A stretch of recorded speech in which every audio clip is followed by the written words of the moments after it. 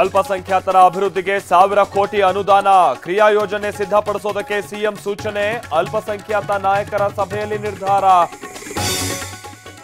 death note ಅನ್ನ ಬರೆದಿಟ್ಟು ವಿದ್ಯಾರ್ಥಿ ಆತ್ಮಹತ್ಯೆ ಪ್ರಕರಣ ಪ್ರತಿಭಟನೆ ಮಾಡಿದ 5 ಅರೆಸ್ಟ್ 4 ಮಹಿಳೆಯರು ಸೇರಿ 5 ಜೈಲಿಗೆ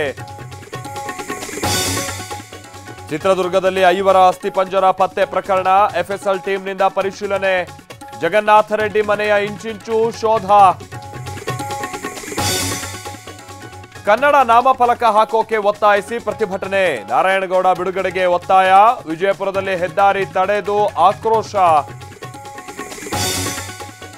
ಅಯೋಧ್ಯೆ ರೈಲು ನಿಲ್ದಾಣ ಉದ್ಘಾಟನೆಗೆ ಕ್ಷಣಗಣನೆ ಯುಪಿ ಸಿಎಂ ಯೋಗಿ ಆದಿತ್ಯನಾಥ್ ಪರಿಶೀಲನೆ ನಾಳೆ ಸಂಚರಿಸಲಿದೆ ಅಮೃತ ಭಾರತ್ ವಂದೇ ಭಾರತ್ ರೈಲು